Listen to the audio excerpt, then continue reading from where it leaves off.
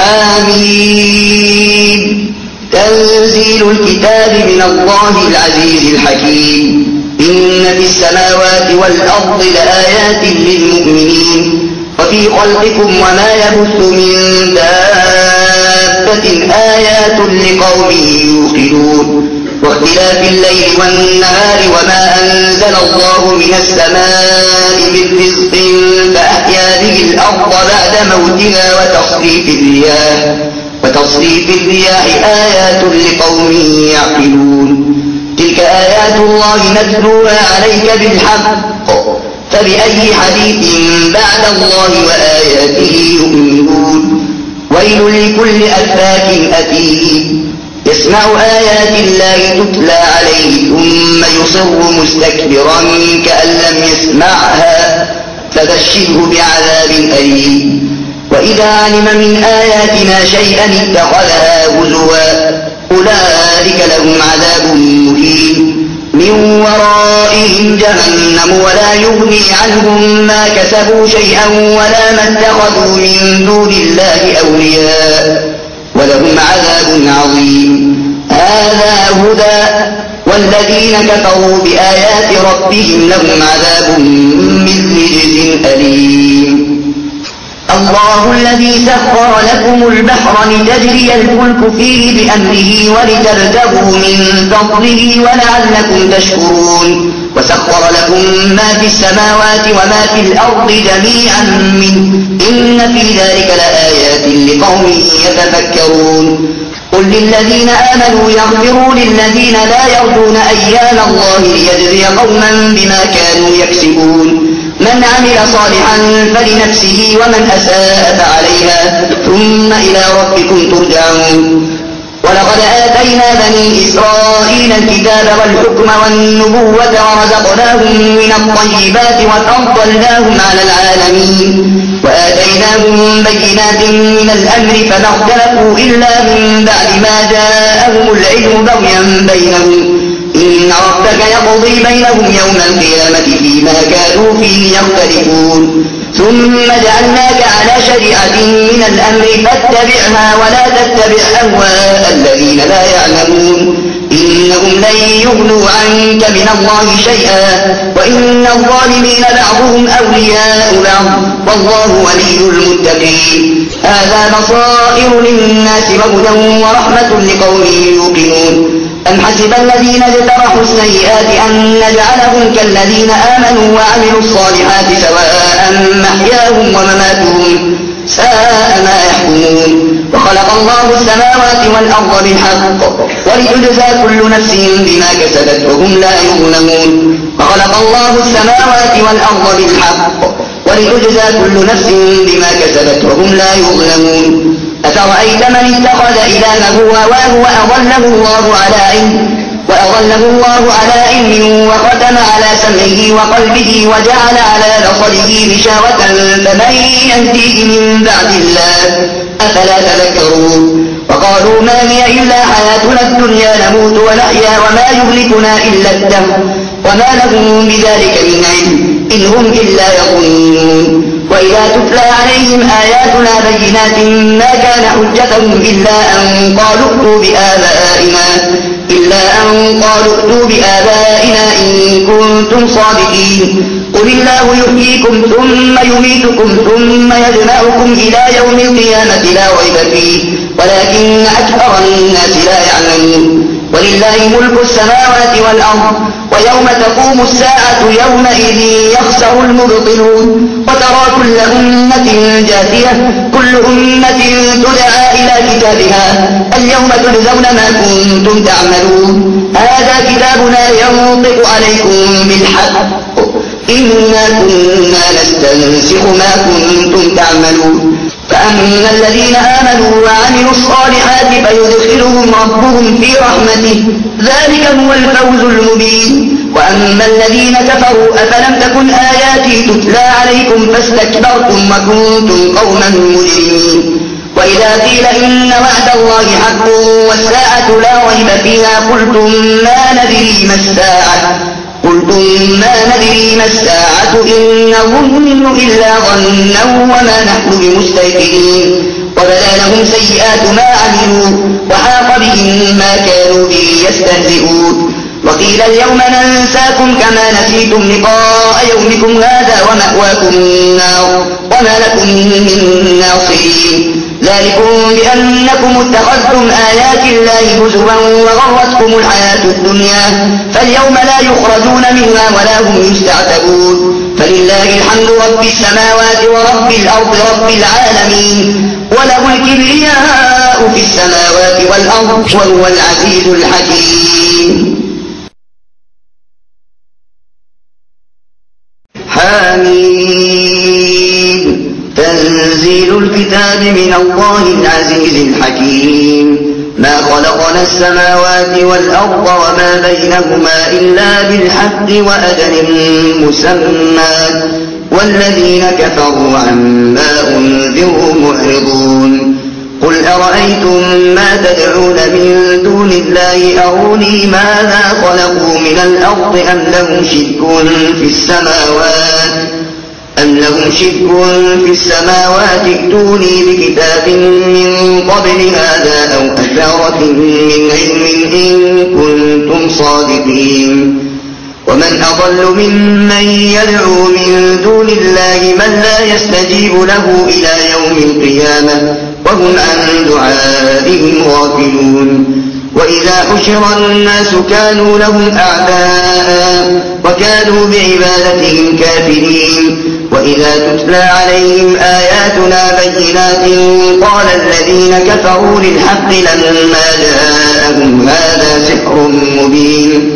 أم يقولون افتراه قل إن افتريته فلا تملكون لي من الله شيئا هو أعلم بما تفيضون فيه كفى به شهيدا بيني وبينكم وهو الغفور الرحيم قل ما كنت بدعا من الرسل وما أدري ما يفعل بي ولا بكم إن أتبع إلا ما يوحى إلي وما أنا إلا نذير مبين قل أرأيتم إن كان من عند الله وكفرتم به وشهد شاهد من بني إسرائيل على مثله فآمن واستكبرتم إن الله لا يهدي القوم الظالمين فقال الذين كفروا للذين آمنوا لو كان خيرا ما سبقونا إليه وإذ لم يهتدوا به فسيقولون هذا إفك قديم ومن قبله كتاب موسى إماما ورحمة وهذا كتاب مصدق لسانا عربيا لينذر الذين ظلموا وبشرى للمحسنين إن الذين قالوا ربنا الله ثم استقاموا فلا خوف عليهم ولا هم يحزنون أولئك أصحاب الجنة خالدين فيها جزاء بما كانوا يعملون ووصينا الإنسان بوالديه إحسانا حملته أمه كرها ووضعته كرها وحمله وفصاله 30 شهرا حتى إذا بلغ أشده وبلغ 40 سنة قال رب أوزعني أن أشكر نعمتك التي أنعمت علي وعلى والدي وأن أعمل صالحا ترضاه وأصلح لي في ذريتي إني تبت إليك وإني من المسلمين أولئك الذين نتقبل عنهم أحسن ما عملوا ونتجاوز عن سيئاتهم في أصحاب الجنة وعد الصدق الذي كانوا يوعدون والذي قال لوالديه أف لكما أتعدانني أن أخرج وقد خلت القرون من قبلي وهما يستغيثان الله ويلك آمن إن وعد الله حق فيقول ما هذا إلا أساطير الأولين أولئك الذين حق عليهم القول في قد خلت من قبلهم من الجن والإنس إنهم كانوا خاسرين ولكل درجات مما عملوا وليوفيهم أعمالهم وهم لا يظلمون ويوم يعرض الذين كفروا على النار أذهبتم طيباتكم في حياتكم الدنيا واستمتعتم بها فاليوم تجزون عذاب الهون بما كنتم تستكبرون في الأرض بغير الحق وبما كنتم تفسقون. واذكر أخا عاد إذ أنذر قومه بالأحقاف وقد خلت النذر من بين يديه ومن خلفه ألا تعبدوا إلا الله إني أخاف عليكم عذاب يوم عظيم. قالوا أجئتنا لتأفكنا عن آلهتنا فأتنا بما تعدنا إن كنت من الصادقين. قال إنما العلم عند الله وأبلغكم ما أرسلت به ولكني أراكم قوما تجهلون. فلما رأوا عارضا مستقبل أوديتهم قالوا هذا عارض ممطرنا بل هو ما استعجلتم به ريح فيها عذاب أليم تدمر كل شيء بأمر ربها فأصبحوا لا يرى إلا مساكنهم كذلك نجزي القوم المجرمين. ولقد مكناهم في ماء مكناكم فيه وجعلنا لهم سمعا وأبصارا وأفئدة فما أغنى عنهم سمعهم ولا أبصارهم ولا أفئدتهم من شيء إذ كانوا يجحدون بآيات الله وحاق بهم ما كانوا به يستهزئون. ولقد أهلكنا ما حولكم من القرى وصرفنا الآيات لعلهم يرجعون. فلولا نصرهم الذين اتخذوا من دون الله قربانا آلهة بل ضلوا عنهم وذلك إفكهم وما كانوا يفترون. وإذ صرفنا إليك نفرا من الجن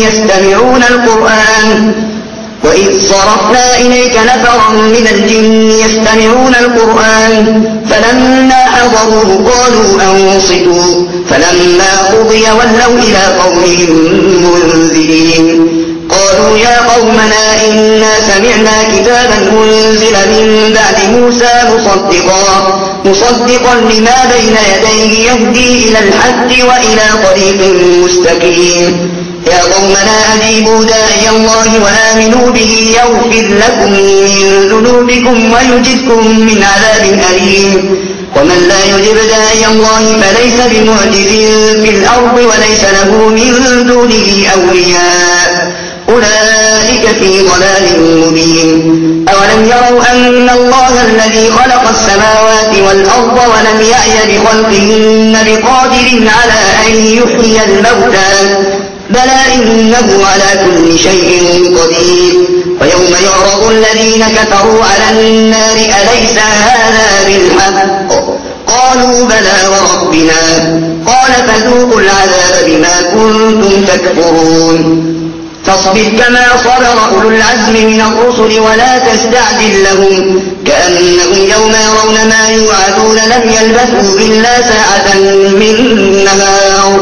بلاغ فهل يهلك إلا القوم الفاسقون.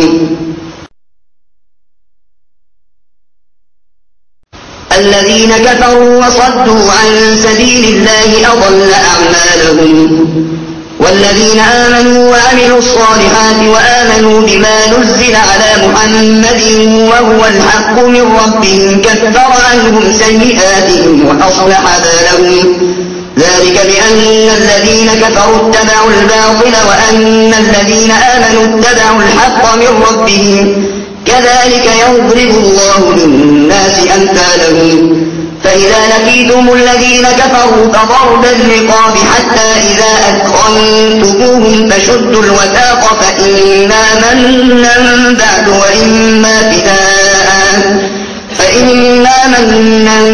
وإما فداء حتى تضع الحرب أوزارها ذلك ولو يشاء الله لانتصر منهم ولكن ليبلو بعضكم ببعض. والذين قتلوا في سبيل الله فلن يضل أعمالهم سيهديهم ويصلح بالهم ويدخلهم الجنة عرفها لهم. يا أيها الذين آمنوا إن تنصروا الله ينصركم ويثبت أقدامكم والذين كفروا فتعسا لهم وأضل أعمالهم ذلك بأنهم كرهوا ما أنزل الله فأحبط أعمالهم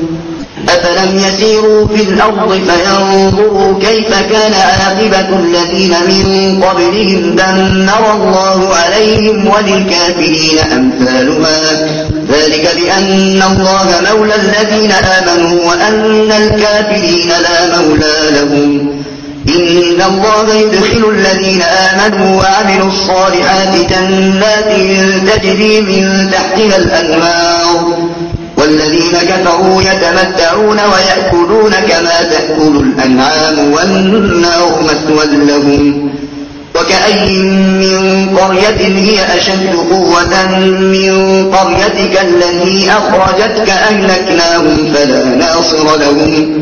أفمن كان على بينة من ربه كمن زين له سوء عمله واتبعوا أهواءهم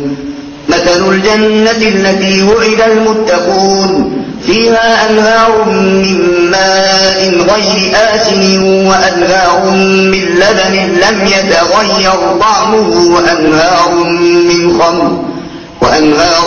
من خمر لذة للشاربين وأنهار من عسل مصفى ولهم فيها من كل الثمرات ومغفرة من ربهم كمن هو خالد في النار وسقوا ماء حميما فقطع أمعاءهم ومنهم من يستمع إليك حتى إذا خرجوا من عندك قالوا للذين أوتوا العلم ماذا قال آنفا أولئك الذين طبع الله على قلوبهم واتبعوا أهواءهم والذين اهتدوا زادهم هدى وآتاهم تقواهم فهل ينظرون إلا الساعة أن تأتيهم بغتة فقد جاء أشراطها فأنى لهم إذا جاءتهم ذكراهم فاعلم أنه لا إله إلا الله واستغفر لذنبك وللمؤمنين والمؤمنات والله يعلم متقلبكم ومثواكم ويقول الذين آمنوا لولا نزلت سورة فإذا أنزلت سورة محكمة وذكر فيها القتال رأيت الذين في قلوبهم مرض ينظرون إليك نظر المغشي عليه من الموت فأولى لهم طاعة وقول معروف فإذا عزم الأمر فلو صدقوا الله لكان خيرا لهم فهل عسيتم إن توليتم أن تفسدوا في الأرض وتقطعوا أرحامكم أولئك الذين لعنهم الله فأصمهم وأعمى أبصارهم أفلا يتدبرون القرآن أم على قلوب أقفالها إن الذين ارتدوا على أدبارهم من بعد ما تبين لهم الهدى الشيطان سول لهم وأملى لهم ذلك بأنهم قالوا للذين كرهوا ما نزل الله سنطيعكم في بعض الأمر والله يعلم إسرارهم فكيف إذا توفتهم الملائكة يضربون وجوههم وأدبارهم ذلك بأنهم اتبعوا ما أسخط الله وكرهوا رضوانه فأحبط أعمالهم أم حسب الذين في قلوبهم مرض أن لن يخرج الله أضغانهم ولو نشاء لأريناكهم فلعرفتهم بسيماهم ولتعرفنهم في لحن القول والله يعلم أعمالكم ولنبلونكم حتى نعلم المجاهدين منكم والصابرين ونبلو أخباركم إن الذين كفروا وصدوا عن سبيل الله وشاقوا الرسول من بعد ما تبين لهم الهدى لن يضروا الله شيئا وسيحبط أعمالهم يا أيها الذين آمنوا أطيعوا الله وأطيعوا الرسول ولا تبطلوا أعمالكم إن الذين كفروا كفروا وصدوا عن سبيل الله ثم ماتوا وهم كفار فلن يغفر الله لهم فلا تهنوا وتدعوا إلى السلم وأنتم الأعلون والله معكم ولن يتركم أعمالكم إنما الحياة الدنيا لعب وله وإن تؤمنوا وتتقوا يؤتكم أجوركم ولا يسألكم أموالكم إن يسألكموها فيحفكم تبخلوا ويخرج أضغانكم ها أنتم هؤلاء تدعون لتنفقوا في سبيل الله فمنكم من يبخل ومن يبخل فإنما يبخل عن نفسه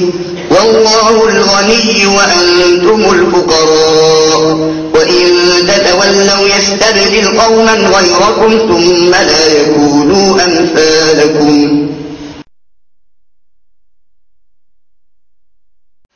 إنا فتحنا لك فتحا مبينا ليغفر لك الله ما تقدم من ذنبك وما تأخر ويتم نعمته عليك ويهديك صراطا مستقيما وينصرك الله نصرا عزيزا هو الذي أنزل السكينة في قلوب المؤمنين ليزدادوا إيمانا مع إيمانهم ولله جنود السماوات والأرض وكان الله عليما حكيما ليدخل المؤمنين والمؤمنات جنات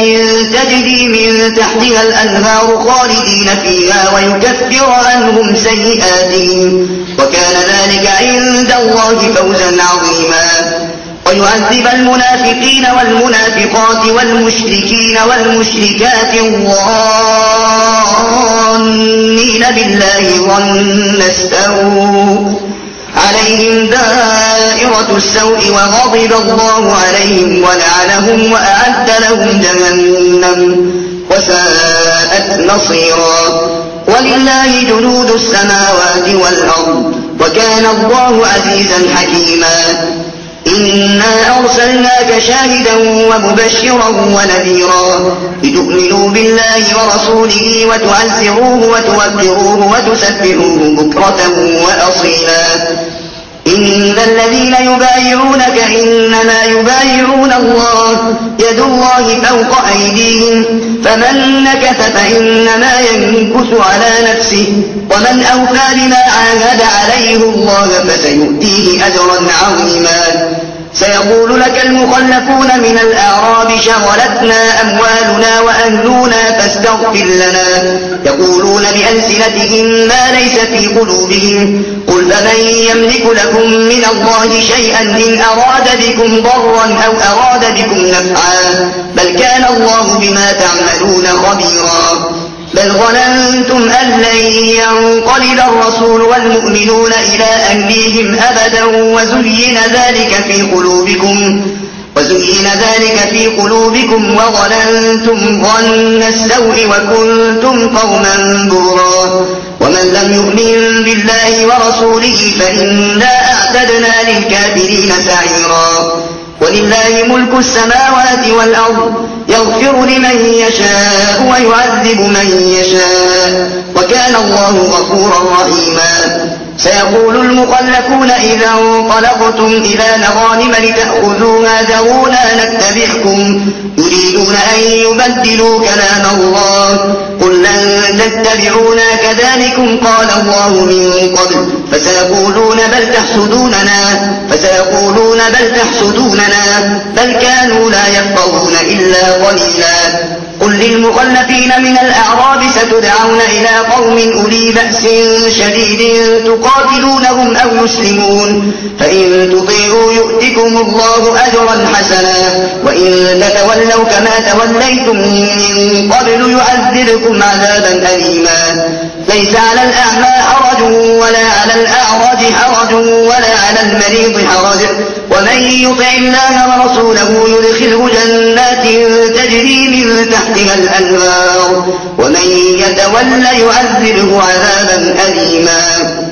لقد رضي الله عن المؤمنين إذ يبايعونك تحت الشجرة فعلم ما في قلوبهم فأنزل السكينة السكينة عليهم وأثابهم فتحا قريبا ومغانم كثيرة يأخذونها وكان الله عزيزا حكيما. وعدكم الله مغانم كثيرة تأخذونها فعجل لكم هذه وكف أيدي الناس عنكم ولتكون آية للمؤمنين ويهديكم صراطا مستقيما وأخرى لم تقدروا عليها قد أحاط الله بها وكان الله على كل شيء قديرا. ولو قاتلكم الذين كفروا لولوا الأدبار ثم لا يجدون وليا ولا نصيرا سنة الله التي قد خلت من قبل ولن تجد لسنة الله تبديلا. وهو الذي كف أيديهم عنكم وأيديكم عنهم ببطن مكة من بعد أن أظفركم عليهم وكان الله بما تعملون بصيرا. هم الذين كفروا وصدوكم عن المسجد الحرام والهدي معكوفا أن يبلغ محله ولولا رجال مؤمنون ونساء مؤمنات لم تعلموهم أن تطؤوهم فتصيبكم منهم معرة بغير علم ليدخل الله في رحمته من يشاء. لو تزيلوا لعذبنا الذين كفروا منهم عذابا أليما. إذ جعل الذين كفروا في قلوبهم الحمية حمية الجاهلية فأنزل الله سكينته على رسوله وعلى المؤمنين وألزمهم كلمة التقوى وكانوا أحق بها وأهلها وكان الله بكل شيء عليما. لقد صدق الله رسوله الرؤيا بالحق لتدخلن المسجد الحرام إن شاء الله آمنين محلقين رؤوسكم ومقصرين لا تخافون فعلم ما لم تعلموا فجعل من دون ذلك فتحا قريبا. هو الذي أرسل رسوله بالهدى ودين الحق ليظهره على الدين كله وكفى بالله شهيدا. محمد رسول الله والذين معه أشداء على الكفار رحماء بينهم تراهم ركعا سجدا يبتغون فضلا من الله ورضوانا سيماهم في وجوههم من أثر السجود ذلك مثلهم في التوراة ومثلهم في الإنجيل كزرع أخرج شطأه فآزره فاستغلظ فاستوى على سوقه يعجب الزراع ليغيظ بهم الكفار. وعد الله الذين آمنوا وعملوا الصالحات منهم مغفرة وأجرا عظيما.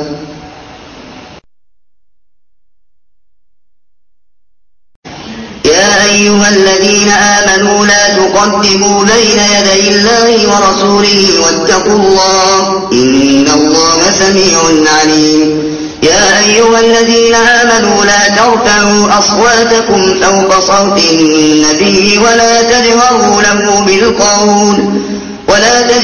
له بالقول كجهر بعضكم لبعض أن تحبط أعمالكم وأنتم لا تشعرون. إن الذين يغضون أصواتهم عند رسول الله أولئك الذين امتحن الله قلوبهم للتقوى لهم مغفرة وأجر عظيم. إن الذين ينادونك من وراء الحجرات أكثرهم لا يعقلون ولو أنهم صبروا حتى تخرج إليهم لكان خيرا لهم والله غفور رحيم. يا أيها الذين آمنوا إن جاءكم فاسق بنبأ فتبينوا أن تصيبوا قوما بجهالة